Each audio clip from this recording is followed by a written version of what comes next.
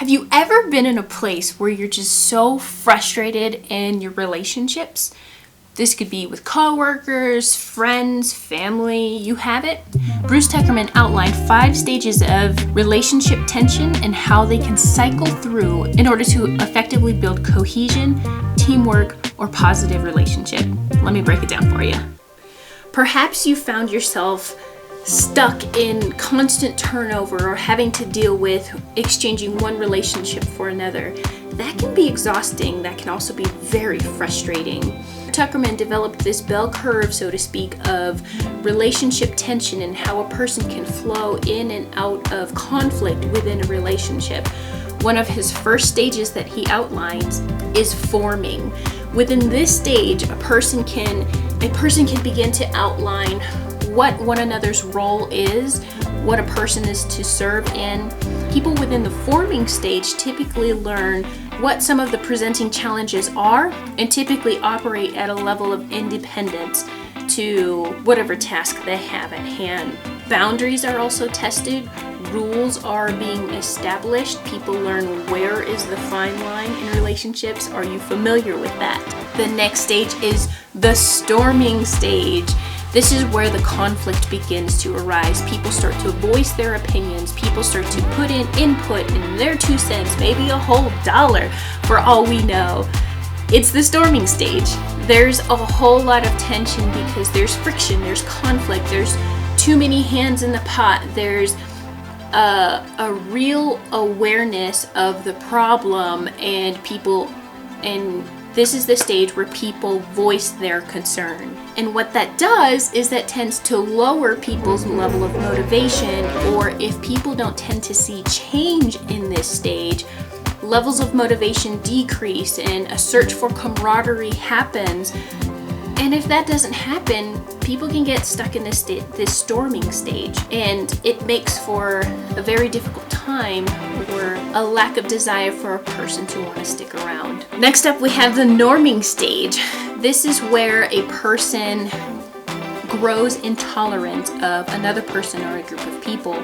Now that the concerns are all laid out on the table, this takes a very special person, probably with leadership capabilities, to address and acknowledge the concerns, to establish reassurance that these concerns are going to be addressed in some way.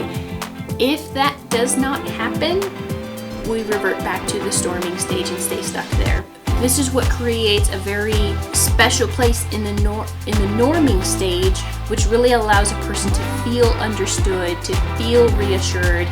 Relationship tension gets resolved. People can either grow closer in intimacy with one another, or they can feel more at ease with what is happening within the relationship or the challenges that were caused within the relationship. As team members start to take on more responsibility and start to learn more of what role they play in the change that can happen, we then move into the performing stage. The performing stage is really all about people continuing their progress, really putting effort into the tasks that were established within the norming stage. The performing stage is really about people who took on the responsibility and really working to stay in your lane. Those are the types of duties that are being handled. Those are the tools, the tips, and the tricks. The behavior is being acted out, usually in a positive way. Remembering that the overarching theme of this stage is progress, advancement, and even productivity. The last stage is the adjourning stage. This basically means the morning stage. Let's say that we have people who have performed very well, and earlier I had spoke on leadership abilities that were important. These are all skills that people gained in their career, in their life, and as people grow, we move on, right? We move on, we pursue advancement, and this could mean gaining another job. This could mean moving on to a different relationship. This could mean a whole bunch of change, that it does not come easy. So in that regard, we're left in the adjourning stage, which is basically a time where we mourn over people who have left or people who we are losing. Next up, I wanted to talk about how to address the challenges in each of these stages, because simply knowing about them is not enough. You might be asking me, well, Kayla, great information, but what do I do about that? Glad you asked that question. In order to effectively learn how to deal with some of these challenges, it's very helpful to understand what is the root issue of each stage. Starting with the forming stage, this is a stage where people are striving for autonomy. People are striving for independence. People are really trying to figure out how and what role they can play to solve an issue. Clearly, there's issues that are at hand. The strive for autonomy is really based on understanding what emotions are at play. When a person can understand and basically put their finger on emotions, that positions them to advocate for their needs. For example, if things are feeling unfair, that could lead a person to really think they're not being paid attention to, they're inadequate, they're not good enough, they're not worthy. A person who would want to advocate for their need in that sense could just seek reassurance. How might a person then communicate their need for reassurance? Well, they could simply just voice that. In that sense, it would be important for the person to really learn more about how to feel secure in who they are, how to feel adequate with what they can do or their capabilities. Next up was the storming stage. The thing to really understand about the storming stage is really understanding where the level of threat is. What is the risk? How is it that these deficits within the relationship, the company, you name it, what is the risk as it relates to me? When you can work to understand what risk this does play for you, then you can start to learn how to weigh out the validity of that thought, of those risks that might affect you. Next was the norming stage. Understanding one another brings a desire to bargain and a willingness to take on more responsibility. I think it's really crucial in this stage to really recognize that if you're taking on responsibility, can you understand the motivation that produced that desire? Is it a healthy motivation? Is it going to cause personal growth? Is it more for the other person?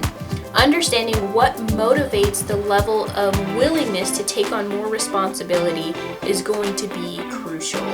If your motivation is solely to please the other person or to leverage yourself up to look good or look the best, that might be seeping into some negative behavior, toxic behavior. It's really helpful to understand, is your motivation positive? If so, why break something that doesn't need to be fixed? If it is negative, reevaluating that process to really reassure that the motivating factor to take on more responsibility will only promote personal growth or growth for the relationship itself. Second to the last was the performing stage. You're performing. Great. One of the things to be cautioned over or serve as essentially a warning is really to understand perfectionism. Is perfectionism in play? If you're finding yourself performing and performing well and yet it's not good enough, take a step back and ask yourself the question, why is this not good enough? Why is what I'm doing not being accepted either by me, my boss, my partner, in this relationship, or this group of people that I'm working with? When you begin to understand perfectionism and whether or not that is at play, again, this is just simply a word of caution. Recognizing this is going to be a crucial factor for you to continue to perform well and to perform healthy. Then the last stage is the adjourning stage. With any grief and loss of any kind, it's really helpful to look at what role the person that you are losing or the person that you have lost played in your life, because that is the very thing that a person will grieve over. If you're wondering about how to cope with or how to manage the mourning stage of the role this person played in your life, that is one thing that you can put a finger on. When a person can understand the role that a person played that they've lost or are losing in their lives, a helpful skill to really address that is to know how to build resilience.